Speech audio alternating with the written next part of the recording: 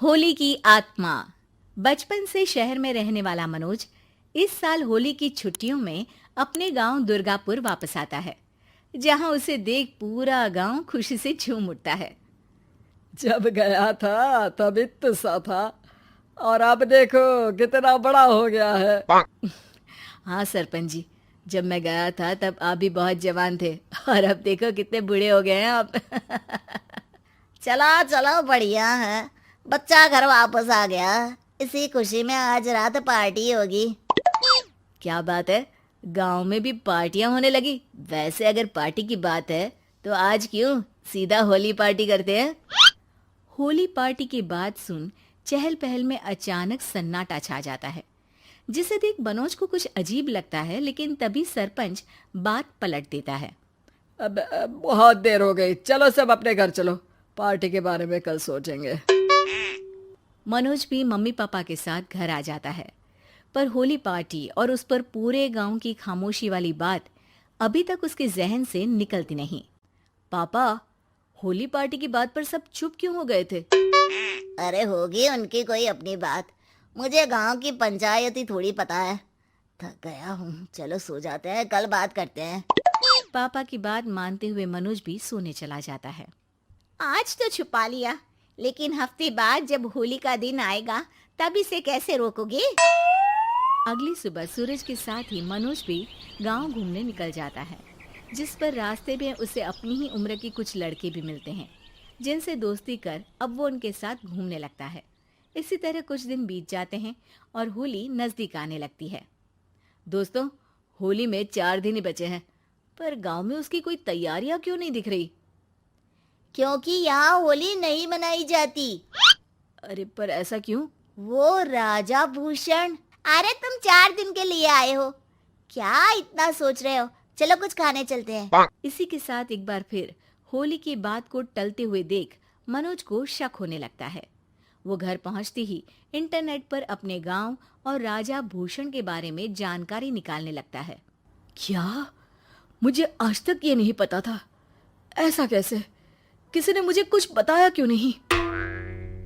सारी जानकारी लेने के बाद मनोज गांव वालों या अपने मम्मी पापा से कुछ पूछे बिना खुद ही उसकी सच्चाई के बारे में छानबीन करने लगता है, जिसके चलते वो राजा भूषण की हवेली में पहुंचता है।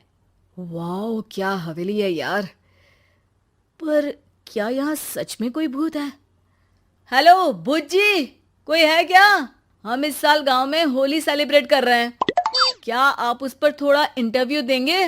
मनोज के ऐसा बोलते ही गांव में तूफान उठ जाता है और हवेली में रखी सारी चीजें हिलने लगती है। एक अदृश्य शक्ति मनोज को धक्का देकर हवेली से बाहर निकाल दरवाजा बंद कर लेती है।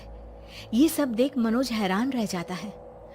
क्या अभी मुझे हवा ने धक्का देकर बाहर निकाल दिया?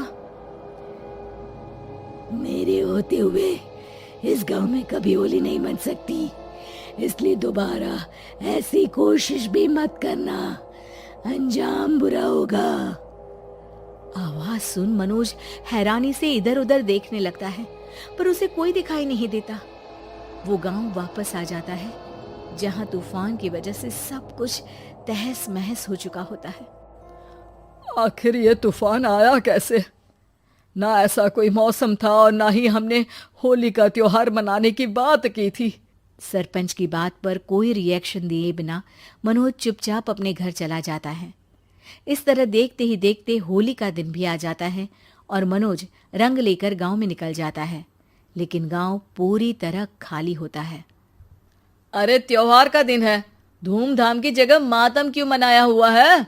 मनोज की आवाज सुन सब अपने घर की खिड़कियां खोल के घर के अंदर से ही उसे वापस जाने के लिए कहने लगते हैं, पर वो किसी की नहीं सुनता। तुझे पहले भी समझाया था, अगर होली खेलने की कोशिश भी की तो अच्छा नहीं होगा। अरे बात मान लो बेटा, तुम्हें सच नहीं पता। मुझे सब पता है। सालों पहले इस राजा ने एक अंधविश्वास फैलाया और आप लोग आज तक उसे मानते आ रहे हो। अरे बेटा, जब तुम पैदा भी नहीं हुए थे उससे भी बहुत पहले से इस गांव पर होली का श्राप है। अगर गांव में होली का त्योहार मनाया जाता है तो प्रलय आना पक्की बात होती है।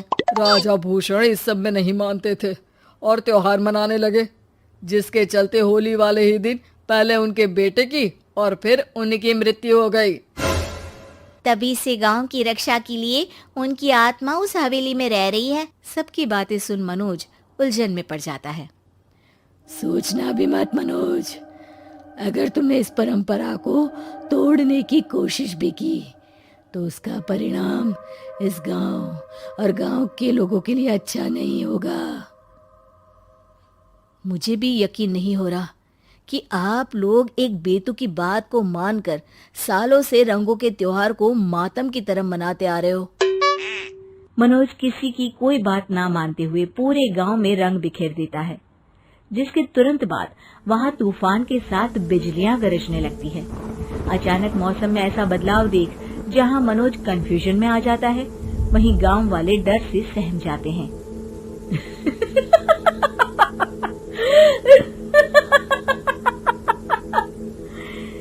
इस लड़के ने हमारे जैसे सिर्फ अपने स्वार्थ के लिए नहीं बल्कि पूरे गांव की खुशियों के लिए यहाँ होली मनाई है, जिस वजह से अब इस गांव पर होली का श्राप टूटता है।